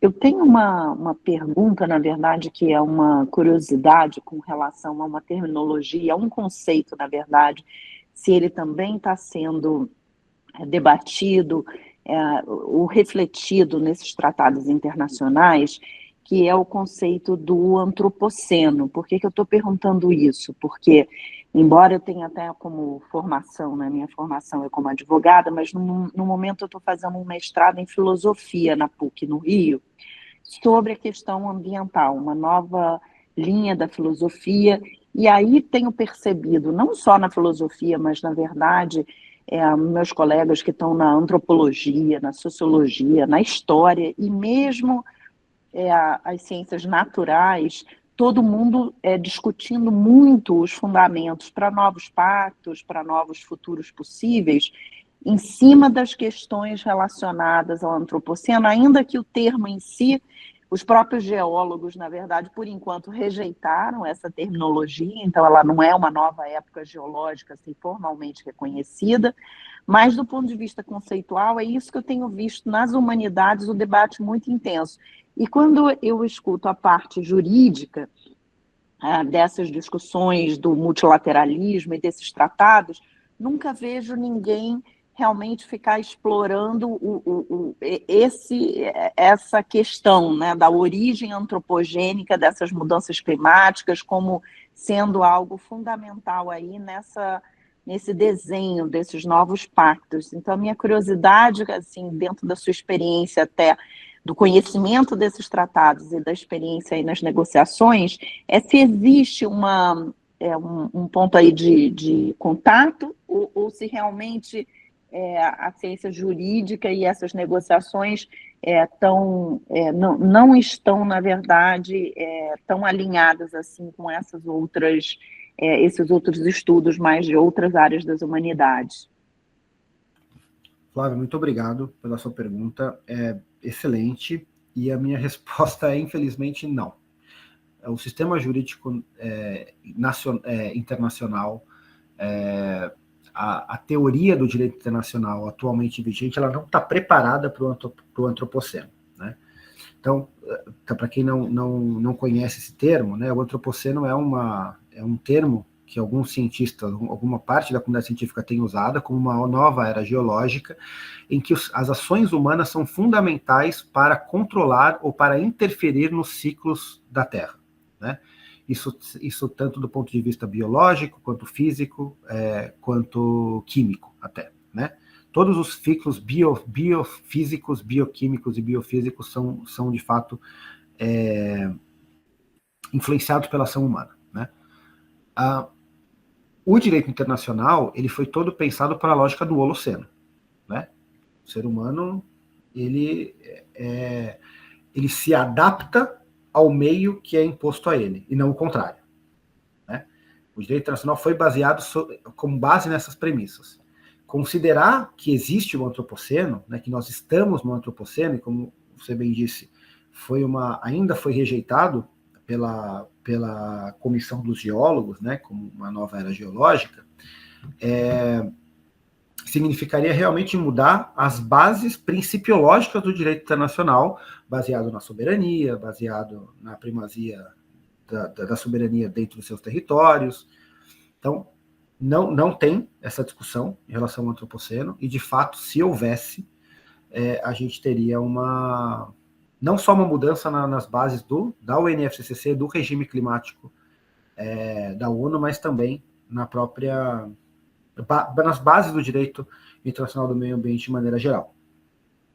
Mas acho que é uma coisa necessária, e a tendência é que nas próximas décadas, né, a gente espera que haja uma adaptação à nova situação, né? A situação, o direito internacional do meio ambiente, ele busca regular relações entre países em relação ao meio ambiente. A forma como o ser humano controla o meio ambiente mudou, então, de alguma forma, o direito internacional tem que acompanhar essas mudanças, e não está acompanhando, né? O direito está sempre um passo atrás das mudanças, né, tanto sociais, nesse caso, é uma mudança muito mais do que social, uma mudança de capacidade tecnológica da humanidade como um todo, né? Então a gente ainda está um passo atrás nisso, e muito disso decorre essa sensação de ineficiência, de incapacidade do direito internacional de responder a essas questões todas. E aí, excelente, obrigada. Obrigado, Flávia. Eu queria só trazer uma outra questão aqui, e aí eu já encerro, tá? Vai ser apresentada, vou disponibilizar sim, Estela. Então, algumas reflexões não têm respostas aqui, tá? São coisas mesmo, de fato, para a gente pensar a partir do que foi exposto aqui. Então, o regime, né, da UNFCCC, ao longo do tempo, ele encontrou saídas para melhor acomodar diferentes perspectivas sobre a distribuição das responsabilidades. Afinal, o que antes era só diferença entre anexos, hoje é muito diferente, baseado nas NDCs, né? Então, ele se adaptou, ele se flexibilizou a novos tempos, mas ainda existe uma tensão, porque conforme a conveniência, países em desenvolvimento tiram a carta das responsabilidades comuns, porém diferenciadas, e não se expõe a maiores obrigações, né?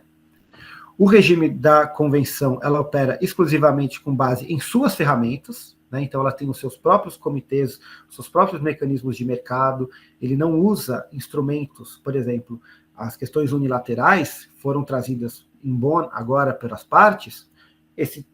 Em tese, esse deveria ser um assunto tratado na OMC, mas ele foi trazido para dentro. Ele é um sistema que sempre tenta internalizar as discussões dentro da própria COP. Não usa outros mecanismos do direito internacional para apoiá-lo nisso. A abordagem de baixo para cima do Acordo de Paris, como eu já disse, ele não lhe retira a característica de norma dura, né, que é a hard law, e também vinculante, né? Então, eu já disse isso, né, mas vou reiterar a minha posição aqui, que o caráter nacionalmente determinado das obrigações não torna o seu cumprimento voluntário, uma vez que essas obrigações, né, esses compromissos foram colocados, foram apresentados, eles são vinculantes, não mais voluntários. Nunca foram voluntários, só são nacionalmente determinados. Os dentes de Kyoto, né, o cumprimento, a sanção do Comitê de Compliance de Kyoto não se mostrou eficaz, né, e o modelo de fortalecimento da facilitação e da flexibilidade do Acordo de Paris se mostra muito mais adequado ao engajamento das partes do que uma punição, como aconteceu em Kyoto. E um outro ponto interessante é o uso de foros emprestados, que é o caso agora, por exemplo, a gente acabou de ter essa semana a opinião consultiva da Corte Interamericana de Direitos Humanos, colocando, de fato, que os países têm obrigações de cumprir as suas obrigações, têm, de fato, obrigações de cumprir os seus compromissos em relação às mudanças climáticas, e o descumprimento dessas metas, desses compromissos, significam violações de direitos humanos. Isso é muito interessante, porque o Acordo de Paris, por exemplo, né, ele não pode sancionar um país que descumpra a sua NDC. O Acordo de Paris não tem mecanismos jurídicos para isso. Mas um Tribunal de Direitos Humanos pode considerar que o descumprimento da NDC é uma violação de direitos humanos. Então, é possível usar foros emprestados, ou seja, eu tenho como pedir um sancionamento dentro do regime? Não posso. Mas eu posso acionar um Tribunal de Direitos Humanos para exigir uma penalização para um outro país, para um país que tenha descumprido a NDC. Isso é interessante e potencialmente problemático. Por quê? Há uma tendência de um progressivo envolvimento desses tribunais internacionais, principalmente direitos humanos, mas não só, porque o Tribunal de Direito do Mar também, o ITLUS, também trouxe uma opinião consultiva dizendo que descumprimento de NDCs podem também significar descumprimento de obrigações dentro relativas ao Tratado do Direito do Mar, né? Então, quando eu digo foros emprestados, eu posso dizer tanto direitos humanos, mas o direito do mar também pode ser, o direito das crianças também pode ser, né? Na medida em que descumprir o NDC prejudica as futuras gerações, isso pode violar direitos garantidos na Convenção de Direito das Crianças, né? Então, esses foros emprestados, eles podem exercer um papel de pressão, mas eles não preenchem todas as lacunas. E aí tem um ponto importante, que é o seguinte: é essencial que esses tribunais respeitem princípios e premissas fundamentais do regime da Convenção do Clima, sob pena de desestruturá-lo. Por quê? Porque muitos países aceitaram entrar no Acordo de Paris sob a premissa de que eles não poderiam ser punidos. E a partir do momento em que eles podem passar a ser punidos por tribunais internacionais externos a ele, eles podem falar, opa, isso aqui está fora do combinado, vou cair fora. E essa é a pior coisa que pode acontecer, é o país sair da mesa. Então é muito interessante a gente entender como esses tratados, como esses tribunais internacionais estão abordando isso. Eles têm um equilíbrio fino entre pressionar esses países pelo cumprimento, mas também não fazer eles se sentirem violados na premissa básica de que eu aderi a isso sabendo que eu não poderia ser punido. Agora eu posso? Não me interessa mais. Então, acho que esse é um ponto, é uma reflexão contemporânea muito importante, porque a Suíça, por exemplo, foi condenada no ano passado pelo Tribunal de Direitos Humanos da União Europeia por também não cumprir seus compromissos climáticos. Agora a gente teve a opinião consultiva da Corte Interamericana de Direitos Humanos, a gente já teve uma opinião consultiva dentro do ITNOS. Então, é muito importante a gente ficar muito atento a como esses tribunais internacionais estão lidando com isso, mas com essa ressalva aqui, de que eventualmente, se eles pegarem muito pesado, eles podem causar uma debandada dentro do regime, que é o pior cenário que a gente pode ter. Bom, gente, por fim, eu queria apresentar, né, alguns dos materiais que a gente tem no nosso site. A Flávia mencionou alguns desses, né? A gente tem um e-book sobre... Laura, boa pergunta.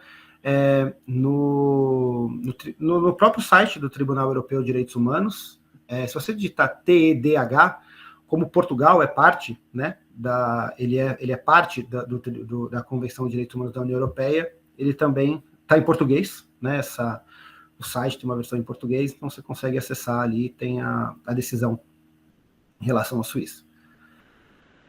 A gente fez um e-book sobre a COP30, colocando a Amazônia no centro da governança climática. A gente tem também o nosso resumo sobre os resultados da COP29, colocando todos os itens de agenda que foram negociados. Tem um resumo muito direto sobre esses resultados. A gente tem um resumo já também sobre o que aconteceu em Bonn, na Conferência Intermediária da COP30. A gente tem o Guia para Perplexos, que é um manual super interessante, que é um material muito legal, só que ele está em processo de revisão, então a gente deve, até o final de agosto, publicar uma nova versão dele, mais atualizada. A gente também fez esse manual sobre crianças e as COPs do clima, um material, como eu disse, o Enéas também ajudou a gente a participar. Esse material foi lançado em Bonn, é um material muito interessante para entender também essa sinergia entre as convenções do clima e da Convenção de Direitos das Crianças. E a gente tem também o monitor do Acordo de Paris, né, que a gente é um mailing, é um e-mail que a gente solta todo mês. A COP, ela acontece todo ano, mas existem processos que vão acontecendo ao longo de todo o ano, né? Então, todo mês a gente tem andamentos, coisas que acontecem. A COP é o cume disso, né? É o fim de um ciclo de negociações anual, mas várias coisas vão acontecendo ao longo dos meses, e vocês ficam convidados aqui, queria convidá-los a assinar esse e-mail, é só entrar no nosso site, no Monitor do Acordo de Paris, vocês recebem. Todo mês saiu um hoje, inclusive, está lá no nosso site também, que traz o resumo do que aconteceu em Bonn, né, na SB 62, e também tudo que está agendado para acontecer em julho, agora. Então, sempre o monitor traz o que aconteceu no último mês e tudo que está agendado para acontecer no mês presente. Também reitero o convite da Flávia, para que vocês entrem na rede da La Clima, né? Um dos nossos GTs, que é mentorado pelo Enéas, aborda muito especificamente essas discussões que a gente trouxe aqui, né? Não só da própria UNFCCC, mas como ela interage com outro regime internacional, que é o nosso GT de Direito Internacional. Mas existem tem muitos outros, né? São 13 ou 14 no total, e uma vez entrando na rede, vocês podem participar de todos esses GTs.